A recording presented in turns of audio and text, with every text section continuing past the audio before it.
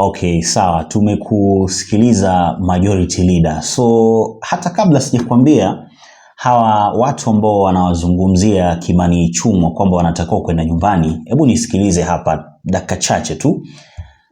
Ukikutana leo hii na mbunge wa Kapsaret, au nimetaja vibaya jamani, nisije nikataja vitu vya kwangu hapa.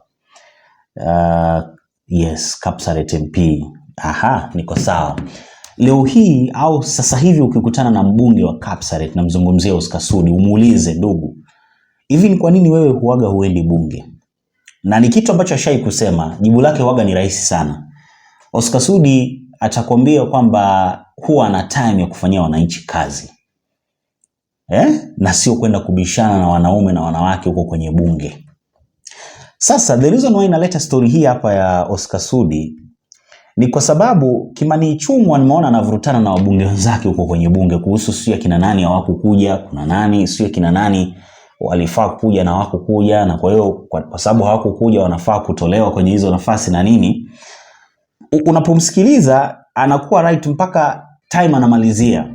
Na akimalizia kuna swali linakuja kwenye akili kwamba okay, sawa, ni vibaya wabunge kukosa kuhudhuria hizo sessions za bunge, kwa sababu bunge kikawaida imetengenezwa kwa ajili ya sisi wananchi, kwa sababu hawa viongozi wetu kabisa wanatakiwa kutuwakilisha. Yaani kwa sababu sisi hatuwezi tukaenda moja kwa moja kwenye bunge sisi wananchi wa kawaida kujitetea, na ndio maana tuna hawa sasa wawakilishi wanatakiwa kufika pale kwa ajili ya kututetea. Kama kuna kitu kinatakiwa kupita, kitu ambacho kinatakiwa tusaidie inatakiwa kupita. Kama kuna kitu kinatakiwa inatuangaisha au kwa namna fulani inaweza katuangaisha, basi wanachomoa. But again, swali hapa kwa Ichung'wah ni wanaoenda huwa wanatusaidia na nini? Ukitaka kujua at some point Oscar Sudi ana make sense, wanaoenda huwa wanatusaidia nini? Kuna vitu vingi sana ambavyo nataka nizungumze kwenye video hii hapa, mtazamaji wangu. Kwa hiyo kwa wewe ambao unanitazama sasa hivi, na kuomba baki na mimi mwanzo mwisho. Mgeni subscribe, jiunge na familia, hiyo ndio itakupa nafasi ya kuendelea kupata taarifa nyingi na mpya kila wakati. Lakini hata kabla sijaendelea, nina taarifa kwa familia ya Double Updates. Kama kawaida yetu huwa tunashirikiana, but this time round nimepata kesi tofauti kidogo. Hii ni kesi ya mmoja wetu ambaye mke wake yuko kule hospitali kuu ya Kenyatta na alishapewa discharge. So Jennifer yupo kwenye stage ambayo sidhani kama kuna binadamu anaweza katamani, stage 4 ya cancer. And nilipoenda jana kule Kenyatta, nilizungumza na mume wake ambaye ni mmoja wetu hapa Double Updates. Tukakubaliana 1 2 3 kwamba kama itawezekana basi nije nizungumze na team Double Updates tuone kama tunaweza tukapata kitu kidogo ambacho kinatakiwa kununua vitu viwili. Cha kwanza ni Ripple mattress. Ripple mattress itamsaidia kwenye kujilaza kwa sababu hawezi akatumia mattress ya kawaida. Tunahitaji pia inaitwaje wheelchair. Wheelchair itakuwa inamsaidia kwenye movements, sio movements kama wewe unavyofikiria, lakini zile za mtoe nje au utajua, umrudishe kwa nyumba, sehemu pa kulala, sehemu pa kukaa na kitu kama hiko. So bado hajaenda nyumbani kwa sababu hivi vitu havipo, na anaambiwa kabisa haiwezekani bila hivi vitu, kwa sababu unajua sasa hivi ni tuna maintain. Wale ambao wanajua cancer stage 4 ni nini, si hata staki kusimulia kwa sababu ni kitu ambacho kinauma kweli kweli. But a very big shout out to our brother Bill kwa kuendelea kusimama na mke wake muda huu mgumu, kwa sababu sio rahisi. I'm telling you, wanaume wengi, I think tumekuaga na hizi kesi hapa, na mara nyingi nakwambiaga mwanaume alipotea kwa sababu mwanamke wake alikuwa na shida. You can imagine stage 4 cancer, lakini bado una mume wako anakushughulikia na kusaidia. Ni watu wachache kabisa wanaweza kufanya hivyo. So a very big shout out to our brother kwa kuendelea kusimama na mke wake. It's not that easy. And kama tu nilivyokupromise, nitazungumza na team Double Updates hapa, and I'm very sure mnanisikiliza. Kwa wale ambao wameguswa kwa namna moja au nyingine, details ndio hizi hapa. Tunafanya challenge ya 100, lakini kama unaweza kupata kidogo cha 100 fresh ina noma, kubwa cha 100 ina noma, mwisho siku tutaweka pamoja tupate kitu ambacho kitatusaidia kununua hiyo wheelchair ambayo ina cost 24k. Mattress hii hapa tunaweza hata na 10,000 Ruto mattress. So kama kuna mtu pia anaweza kujitolea tununue tu mara moja tu, tusiendeleze mchango huu hapa, tutashukuru sana. But again, hata kama unaweza unaweza kufanya delivery, yani unaweza kutuambia bana nishanunua njooni mchukue, mimi nitashukuru sana. So yeyote tu ambaye anahisi ameguswa na hii hapa anaweza kufanya hivyo.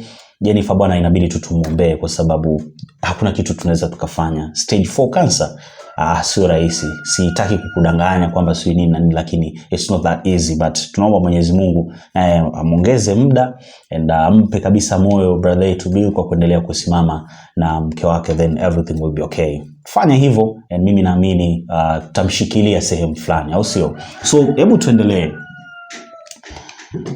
Unajua nimeona Kimani Ichung'wah hajafurahia namna ambavyo wabunge hawakai kwenye bunge, yani muda ukifika vitu vinatakiwa kuzungumziwa wanakuwa absent kabisa. So kuna kitu kinaitwa quorum. Nadhani ni idadi ya watu ambao wanatakikana kwenye bunge ili vitu visonge mbele. So ikawa anatoa maoni kwamba hawa watu wanatakiwa kufukuzwa, sio hawa watu wanafaa kufanya nini. But again, miongoni mwa watu ambao hawajaonekana kwa muda sasa ni Ndindi Nyoro. Though leo amekuja sasa wakati sasa wanabishana, I think alikuwa ni Mwenje na Ichung'wah walikuwa wanabishana, naye Nyoro alikuwepo pale, na I think Nyoro ameongea mwishoni nitakuonyesha hiyo video yake. But again, kwa sasa hivi nataka usikilize kitu ambacho alikuwa anazungumzia Kimani Ichung'wah full kabisa, alafu ndo tutamsikiliza Ndindi Nyoro mwisho. And again utaniambia kwa upande wako unaonaje, kuna umuhimu wa sasa hivi kuna umuhimu wa bunge letu sasa hivi. Mbunge wetu ana uwezo wa kuchelewa au ndo anatakiwa kabisa kuenda, na kama anaenda, kwa upande wako unahisi wananchi wana benefit nini au wanataka ku benefit vipi? But so far wewe unaonaje, bunge limekuwa likitusaidia au ndo kabisa limekuwa ni sehemu tu ya watu kwenda kupiga makelele alafu mwisho siku kuna kitu ambacho tunapata? So tusikilize hapa Kimani Ichung'wah kitu ambacho alikuwa anazungumzia, alafu ndo tuendelee. We have only another 4 weeks to go for a long recess. But these are the 4 weeks of reckoning. If you are a chair of a committee, you must be in the house at 2:30. If you are a vice chair, you must be in the house at 2:30. There is no reason for the speaker to come and sit and wait for quorum when there are members who have business to be transacted on the floor, they are not in the house. When we have chairs who should be responding, and this kind of behavior, Honorable Speaker, the member for Imenti Central should know. We are not in a marketplace in Imenti Central for him to walk in and shout that he is here. He knows he should also have been here at 2:30. Honorable Speaker, I was saying it's imperative that we reiterate from your seat, Honorable Speaker, the need for members to be in the House, especially chairs and their vice chairs, because even if all these members who have to ask questions were in the House, Honorable Speaker, and statements, you need those chairs and their vice chairs to respond and tell you when does the member expect an answer. And probably that is why the members who are even coming to ask questions are not here, because there will be nobody to respond to them. And let me tell chairs from both sides of the House, if you are a chair of a committee or a vice chair, please take your work seriously. If you do not, we have another 280 members who can take those positions. Do the honorable thing. If you don't have time for the House, just do the honorable thing. And you know, we're in this season, the season Junet Mohammed calls the season of impeachment. I am not encouraging anyone to impeach anyone. But if need be, please impeach these chairs and their vice chairs if they can't be in the House. Please impeach them. Thank you, Honorable Speaker. What's the point of order, Honorable Mwenje? Honorable Speaker, I rise on Standing Order 38-2. And allow me to read it. The order paper shall be published on the parliamentary website and shall be made available to members at least 12 hours before the House meets. But a supplementary order paper shall be made available at least 1 hour before the House meets. Honorable Speaker, yesterday the majority leader mentioned that there were members who are not here to ask questions, but he was referring to an order paper that had already been supplanted by a supplementary order paper. In the event that the cabinet secretary does not show up as per his statement, a supplementary order paper shall be issued. How then can he stand here and claim that members are not in the House, and yet the supplementary order paper had removed the fact that the cabinet secretaries were not was not coming to answer the questions? So it was completely out of order for the majority leader to read names in an order paper in which it was not rightly before the House because there was a supplementary order paper. And Honorable Speaker, honestly, members can be behind there in the lounge. They could be seated in the members' lounge there. Honorable Speaker, I'm still on my point of order. Because you see, when he says members are not in the House, he's not aware that we prosecuted yesterday. Honorable members, it's not for you to say he's out of order. That is absolutely my prerogative. So just hold on. Honorable Mwenje, that issue was prosecuted yesterday. And because you were not present yesterday, which was exactly the point, you are not able to prosecute it. So you cannot not be in the House and then prosecute against the matter as an afterthought. Let's proceed, honorable members.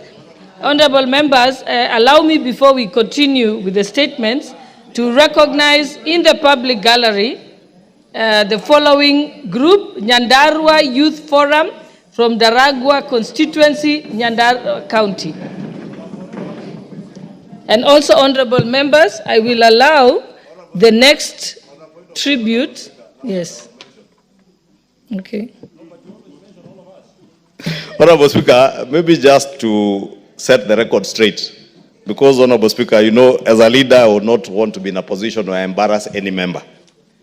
But I think what I was doing, Honorable Speaker, yesterday is to remind members what we agreed in the leadership conference where the Honorable Mwenje was attended, that we have an obligation, whether you have business on the floor or not, to be in the House.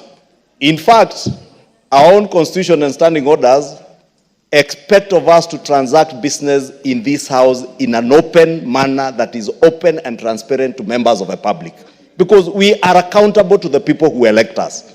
And therefore, when we come to the House, we don't come because these cameras don't roam all over. They can't tell whether you're in the House or not. But it is expected of us that we are responsible leaders who will be in the House, whether your constituents are watching you or not. You must be in the House to transact, because we are all paid, Honorable Speaker. As much as we have no sitting allowances today, and we are no longer paid sitting allowances, but we earn a salary to be in the House, to legislate on behalf of our people, to represent them. So no member should take offense that I indicated the members who are scheduled to be in the House who are not in the House. And I wish there was a way we could even be making it known to the world which members are not in the House at a particular time. And with that, Honorable Speaker, since I had sought your permission to leave for other business, I will beg to leave now. Honorable members, for orderliness, now that we already received the statement as the tribute for the late Suleiman Kasuti Murunga, I will also allow Okay, sawa. Hebu tuongeni ukweli, ndugu zangu. Sawa, wanalipwa hawa wabunge, wanatakiwa kwenda bunge, lakini sasa swali ni hapo kwenye bunge, nataka mniambie utofauti wa ambao huwa wanaenda na ambao huwa hawaendi, kwa sababu mimi sioni utofauti. Ukweli ambao upo ni kwamba wabunge wanaendaga, yani unaweza kukuta tuko na 1+1, tayari wao wanakuaga washaamua ni 3. So hata wabunge wakienda pale wajaribu kusema sio 3, natakiwa kwa 2, si nini, maamuzi tayari yanakuwa ndo hiyo 3, 1+1 yao inakuaga ni 3. Hii 3 unakutaga imeshapitishwa, rais mwenyewe alishapitisha kila kitu, mambo yanaenda. Ni wabunge tu, yani isisemekane kwamba unajua ilipitishwa bwana, tukuizungumzia nini. Mwisho wa siku waga inapita hivyo hivyo. And mimi nafahamu watu huwa wanaangalia sana wabunge wanapokaa pale, wanatakiwa kujadiliana, yani maamuzi yanatakiwa toka kwenye siku hizi maamuzi yanatokana na numbers. Tayari kuna kitu kishamuliwa, lakini unakuta kitu ambacho kishamuliwa kinakuja kinazungumzwa kwenye bunge.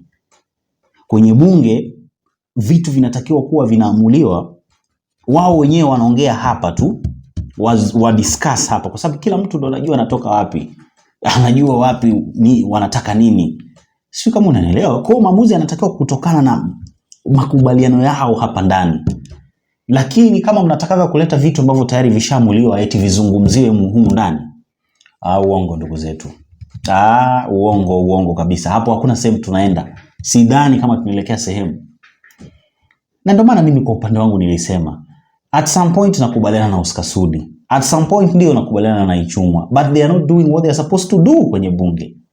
So heri hata ukae manyumbani kwenu huko mkafanye vitu vyenu na watu wa kwenu, mkae mjadiliane vipi nataka kufanywa wapi na nini na mambo kama hayo, kuliko kwenda pale waste time. Hakuna kitu, nyinyi mnaenda huko kuongea tu. Yaani mkishaongea kumbe kitu kilishamuliwa. Kwani ni vitu vingapi hapa vinapita kwenye hii bunge? Unaona kabisa wananchi hawataki. Nakumbuka hata Gen Z wakifanya maandamano, watu waliuawa wengi kwa sababu ya hawa wabunge. Kwa sababu tayari walikuwa wanazungumzia vitu ambavyo vishapitishwa. Ndio maisha ambayo tunaishi. So for me Ichung'wa hafai hata kupiga kelele. Si kuambia watu namna ambavyo si haifai, si mtu hafai kuchelewa. Okay, anachelewa sasa, akikuja ndo afanye nini? Ndo adiscuss vitu ambavyo mshaamua. Adiscuss maamuzi. Watu wanadiscuss kitu ambacho kishaamuliwa. Haiwezekani bwana. Yaani hata kama ni mbaya kiasi gani hawataki kukubali, naenda hivyo hivyo jinsi ilivyo. Sasa hapo tunaishi vipi kiukweli? Tunaishi vipi? Si ndio unakujaga unaongea unaonekana bwana wewe hujui kitu ambacho unaongea. But mimi nakwambia ukweli. Mimi nakwambia ukweli kabisa. Anyways, for the first time nimemsikiliza pia Ndindi kwa muda mrefu. Not for the first time, nimemsikiliza mara nyingi. But kwa mara ya kwanza nimeona yeye kwanza alikubali ushindi wa Trump. Alikubali sana ushindi wa Trump ambapo watu walishangaa kidogo kwa sababu Trump, unajua ukiangalia Trump alafu uangalie na Ruto, hawa ni watu wawili tofauti sana. Ukiangalia Ruto, Biden ni kitu kimoja, biashara nyingi sana wamefanya. So hapa kidogo ndo watu walikuwa na wasiwasi. And watu walipoona Nyoro ameongea hivyo, watu wakabust kabisa, wakasema jamani, imekuaje? Mbona kama hauko sawa? Mbona kama hauko kwenye line ambayo tumekuzoea? Kwa sababu hawa wamekuwa ni watu wa Ruto, nenda siku rudi. But again, iko hivyo dunia. Leo hii unaweza kukuta amesimama pale, kesho akasimama huko, na siasa wako hivyo. But again, alikuwa anazungumzia swala la Wamarekani, si kufanya nini na nini, and I think maneno yale yalitakiwa kumfikia William Samoei. For me, au kulingana na mimi, vitu ambavyo alikuwa anavizungumza Ndindi Nyoro vilikuwa ni vitu serious at some point, but again alikuwa anavipeleka kwa William Samoei Ruto kwa sababu Ruto ndo rais, and mwisho wa siku kwa sababu wa Marekani tuna mahusiano nao, basi na yule ambaye anatukutanisha ni William Samoei Ruto, then yeye anataka kufanya kitu. And wacha nimpe nafasi ya tumalizie video hii hapa kwa kwa kumwambia sasa Ruto atachukuliaje hivyo vitu ambavyo alivizungumza. But kama ni vitu ambavyo vinaweza vikasaidia, sawa tu, sisi tuko hapa, bora tu asituhangaishe kama walivyotuhangaisha mara ya kwanza. So utaniachia maoni yako by the way hapo chini kwenye sehemu ya comments. Lakini kikubwa zaidi subscribe ili uendelee kupata taarifa nyingi na mpya kila wakati. Lakini pia unaweza ukashare link hii hapa kwa wawili watatu ambao wanaipenda kwa lugha nyepesi masuala ya siasa, and everything will be okay. Tukutane baadaye. For 3 minutes.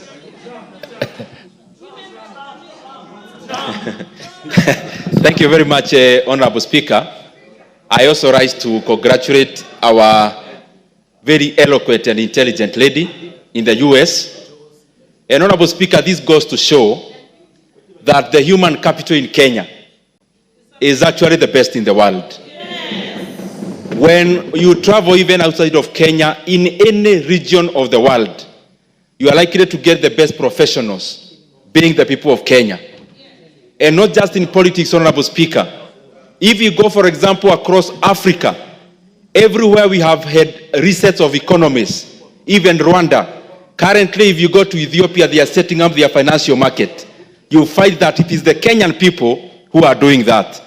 But, Honorable Speaker, even on that, I also want to take this opportunity to congratulate the President-elect, the 45th and 47th President of the United States of America, Donald Trump. The reason why, Honorable Speaker, if you go through history, Republicans are always better in terms of policies in regards to Kenya, in regards to Africa, and the entire global South. Because, Honorable Speaker, what the global South economies we need, like Kenya, is not tokenism. What we want is a driving economy of the world. And that only happens, Honorable Speaker, when the US is responding. And I want to be empirical.